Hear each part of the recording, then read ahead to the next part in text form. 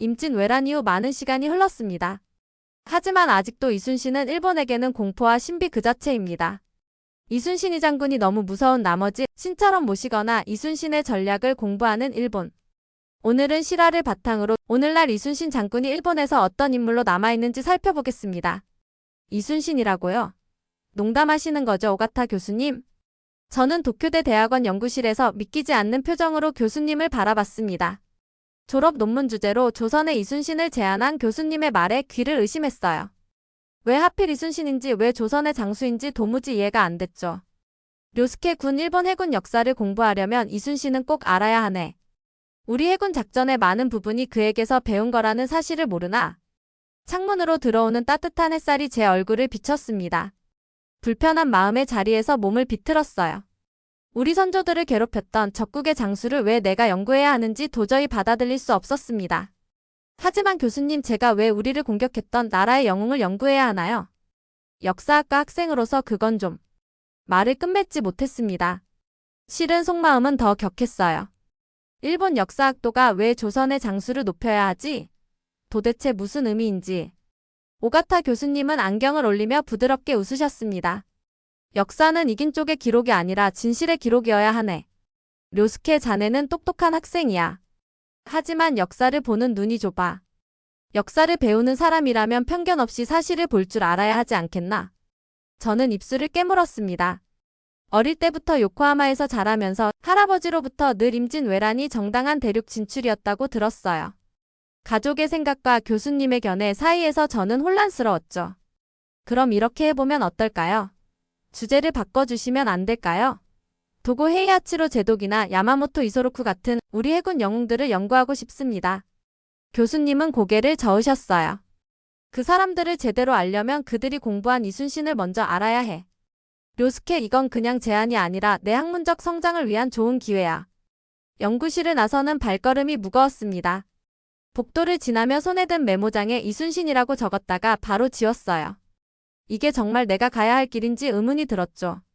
그날 밤 기숙사 방으로 돌아와 컴퓨터를 켰습니다. 검색창에 이순신을 입력했어요.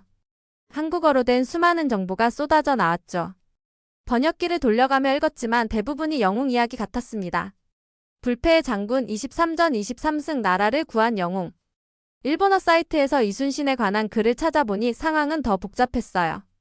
한국의 비판적인 사이트에서는 이순신을 과장된 인물, 한국에 만들어진 영웅으로 깎아내리고 있었죠.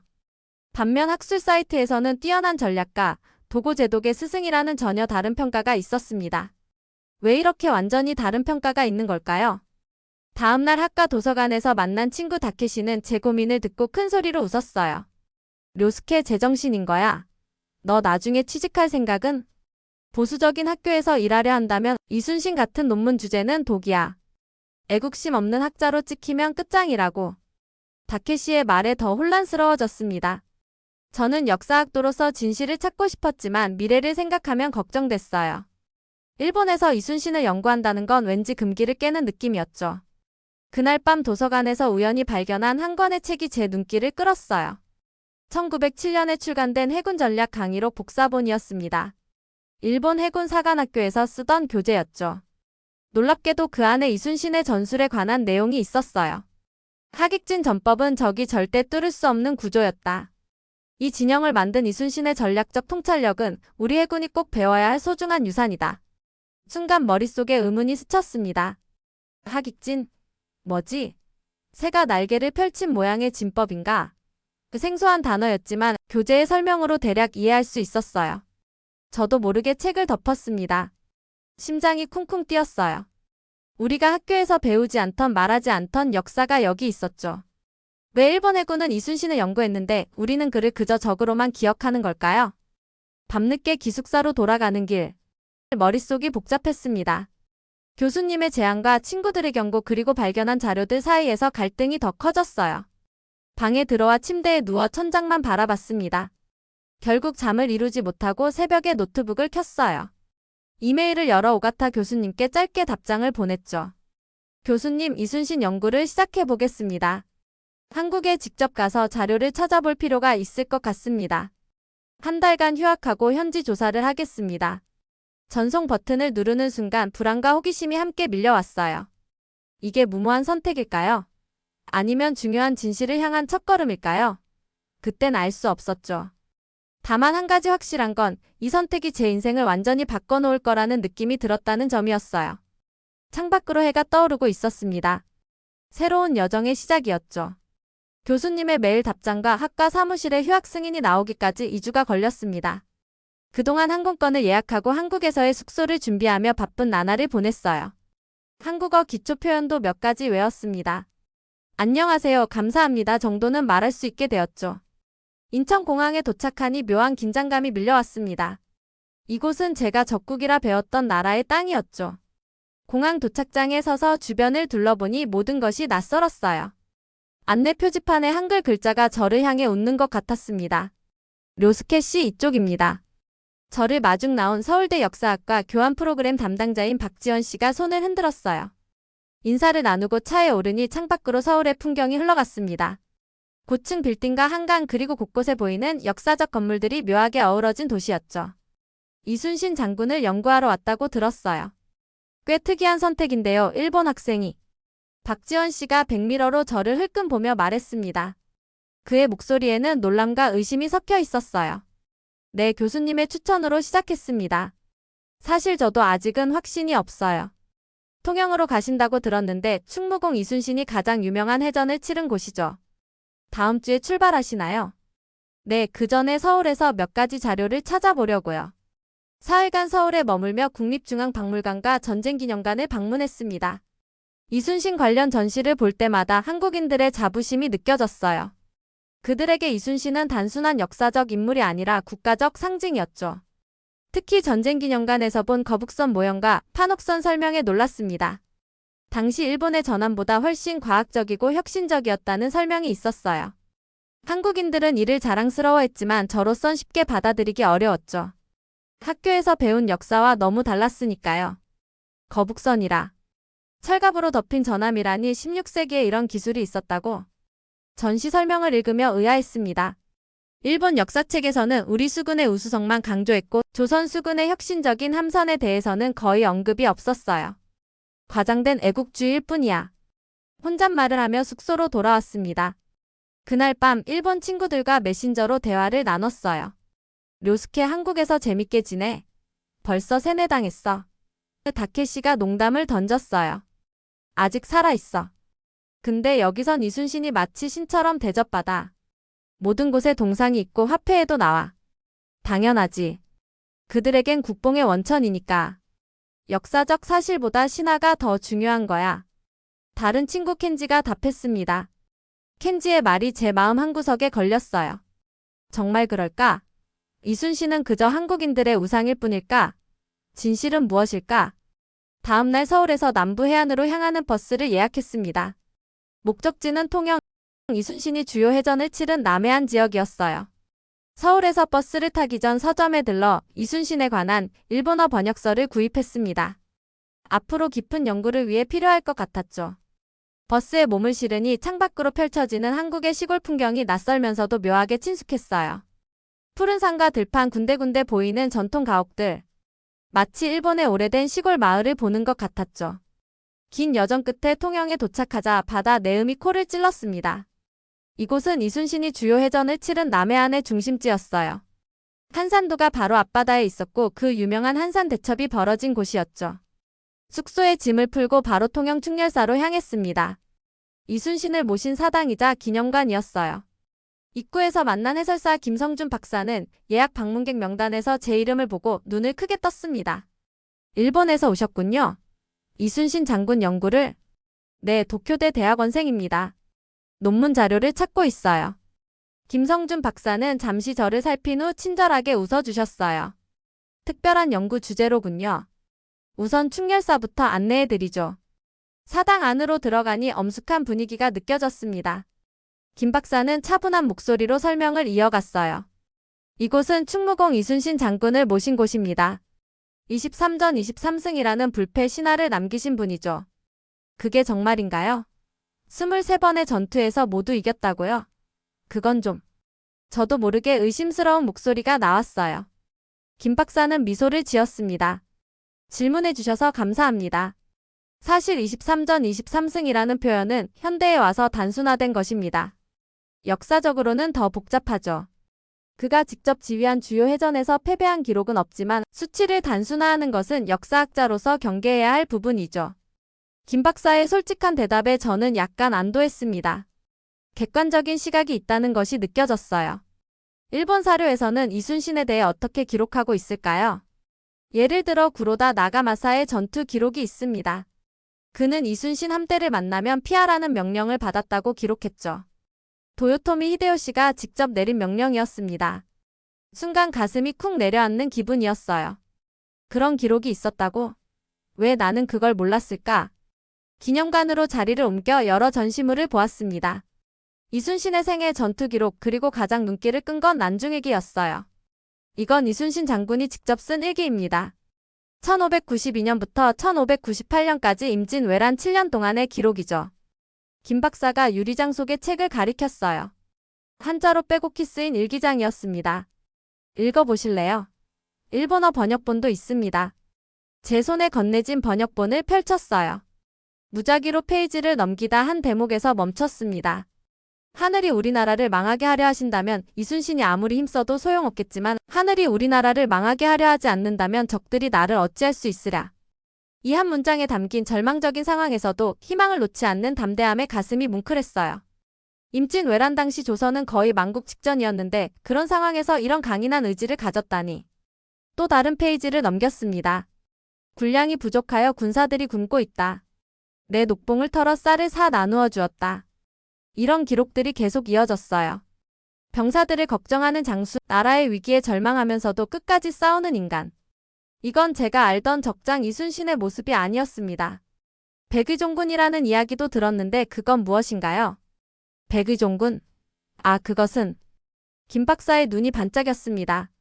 조선시대의 관리가 죄를 지었을 때 모든 관직을 박탈당하고 일반 병사로 전쟁터에 나가는 형벌입니다.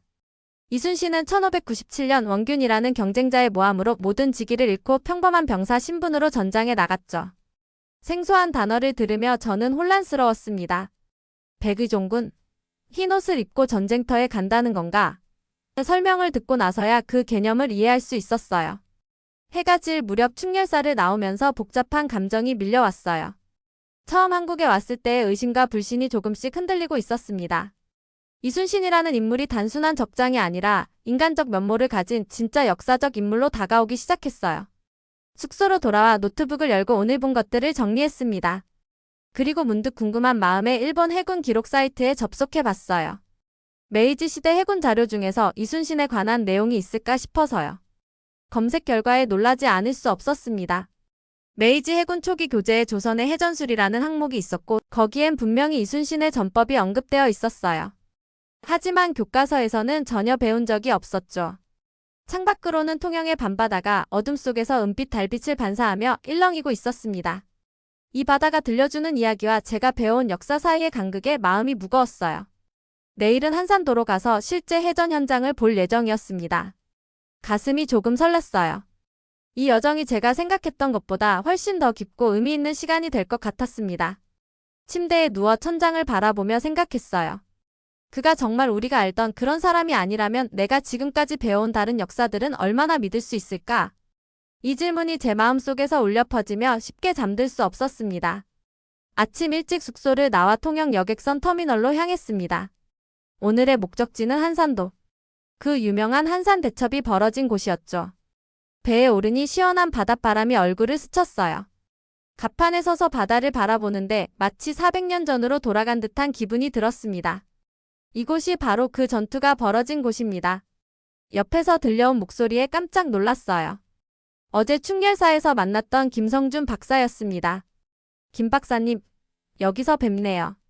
료스케 씨가 진지하게 연구하는 모습이 인상적이어서 좀 더 도움을 드리고 싶었습니다. 오늘 한산도 답사에 제가 안내해 드릴게요. 감사하게도 김 박사님은 이순신 전문가였습니다. 배 위에서 바다를 가리키며 옛 해전을 생생하게 설명해 주셨어요. 이 바다가 바로 이순신 장군이 하객진 전법을 완벽하게 펼친 곳입니다. 73척의 일본 함대 중 59척을 무찔렀죠. 김 박사님은 손으로 바다 위에 마치 그림을 그리듯 설명했어요. 일본 함대를 좁은 수로로 유인한 다음 하객진 대형으로 에워싸서 집중 포격을 가했습니다. 마치 독수리가 날개를 펼치는 모양이었죠. 바다를 바라보며 그 장면을 상상했습니다. 좁은 해협에 갇힌 일본 함대. 날개 모양으로 포위하는 조선 수군. 그리고 우박처럼 쏟아지는 화살과 포탄들. 전투 중에 일본 수군들은 조선 배에 올라타려고 했지만 판옥선의 높은 갑판 때문에 쉽지 않았다고 합니다. 일본 기록에도 그런 내용이 있어요. 일본 기록이요? 정말인가요? 네, 구로다 나가마사의 조선 정벌기에 나옵니다. 조선의 배는 높고 견고하여 우리 장수들이 뛰어오르기 어려웠다는 내용이 있죠. 또다시 제가 모르던 일본 기록이 언급됐어요. 왜 학교에서는 이런 내용을 전혀 배우지 않았을까요? 한산도에 도착해 이충무공 유적지를 둘러봤습니다. 그곳에는 이순신이 머물렀던 본영터와 그가 사용했던 지휘소가 복원되어 있었어요. 지휘소에서 바라본 바다는 한눈에 주변 해역을 다 볼 수 있었습니다. 이순신 장군은 이곳에서 매일 밤 일기를 썼다고 합니다. 낮에는 전투와 훈련을 지휘하고 밤에는 난중일기를 쓰며 하루를 정리했죠. 제가 어제 본 그 난중일기를 이곳에서 썼다니 갑자기 역사가 생생하게 다가왔어요. 김 박사님, 이순신은 정말 어떤 사람이었나요? 전쟁 영웅 말고 한 인간으로서요. 이 질문은 제 입에서 자연스럽게 나왔습니다. 김 박사님은 잠시 생각에 잠기더니 천천히 말씀하셨어요. 난중일기를 보면 알 수 있습니다. 그는 매우 인간적인 사람이었어요. 가족을 그리워했고 돌아가신 어머니를 생각하며 눈물을 흘렸죠. 부하들이 굶주리면 자신의 녹봉을 나눠주고 죽은 병사들의 가족을 돌봤습니다. 김 박사님은 유적지 한쪽에 있는 작은 관사로 저를 안내했어요. 그곳은 난중일기 연구실이었습니다. 여기서 특별히 보여드리고 싶은 기록이 있어요. 김 박사님은 보관함에서 복사본 한 장을 꺼냈습니다. 난중일기의 한 페이지였어요. 이건 노량해전 전날 밤 이순신이 쓴 마지막 일기입니다. 밤이 깊도록 잠을 이루지 못하였다는 문장으로 끝나죠. 다음날 그는 전사했습니다. 그 페이지를 보는 순간 묘한 감정이 밀려왔어요. 자신의 죽음을 예감했을까요? 아니면 그저 전투 전의 긴장감이었을까요? 어쨌든 이것이 한 위대한 장수의 마지막 기록이라는 사실이 가슴을 울렸습니다. 이순신의 죽음에 대해서도 잘못 알려진 게 많습니다. 그는 저기 후퇴한다, 내 죽음을 알리지 말라는 말을 남기고 죽었다고 알려져 있지만 실제로는 좀 더 복잡해요. 어떤 면에서요? 당시 일본군이 조선에서 철수하던 중이었습니다. 마지막 퇴각길에 조선 수군과 마주쳤고 이순신은 그들을 완전히 막아내려 했죠. 전투 중에 그는 가슴에 총을 맞았습니다. 죽어가면서도 전투가 한창이니 나의 죽음을 알리지 말라고 지시했어요. 그가 죽었다는 사실은 완전한 승리 후에야 알려졌습니다. 그의 마지막이 이토록 장렬했다니. 적과 싸우다 죽는 것은 무사의 가장 명예로운 죽음이라고 배웠는데 이순신의 최후는 정말 무사도의 정수를 보여주는 것 같았어요. 김 박사님, 일본에서는 이순신에 대해 거의 배우지 않아요. 가르쳐도 그저 조선의 장수로만 언급하죠. 왜 그럴까요? 김 박사님은 쓴웃음을 지었습니다. 역사는 항상 승자의 기록이라고 하잖아요. 하지만 이순신의 경우는 달랐습니다. 그는 전쟁에서 이겼지만 이후 일본의 메이지 유신 때 그의 가치가 재평가됐어요. 일본 해군은 이순신의 전술을 연구했고 도고 헤이아치로 같은 제독들은 그를 존경했다고 합니다. 정말인가요? 도고 제독이요? 네, 러일 전쟁의 영웅 도고 헤이아치로가. 이순신은 내가 그의 신발끈도 묶을 수 없는 인물이라고 말했다는 기록이 있습니다. 사토 데스타로라는 해군 이론가도 이순신을 높이 평가했고요. 이 말을 듣는 순간 제 가슴이 쿵 내려앉는 느낌이었어요. 일본의 해군 영웅들이 이순신을 존경했다고? 그런데 왜 우리는 그걸 모르고 있었을까요? 해가 저물기 시작했습니다. 한산도에서의 하루가 끝나가고 있었어요. 돌아가는 배에 오르며 깊은 생각에 잠겼습니다. 제가 알고 있던 역사와 오늘 보고 들은 것들 사이에는 너무나 큰 간극이 있었어요. 통영으로 돌아오는 배 위에서 저는 김 박사님께 솔직한 마음을 털어놓았습니다. 김 박사님, 솔직히 말씀드리면 처음엔 이순신이 그저 한국의 과장된 영웅일 뿐이라고 생각했어요. 하지만 오늘 많은 것을 배웠습니다. 특히 그가 단순한 전쟁 영웅이 아니라 깊은 인간성을 가진 사람이었다는 것을. 김 박사님은 따뜻하게 웃으셨어요. 역사는 이렇게 서로 다른 관점에서 바라볼 때 더 풍성해집니다.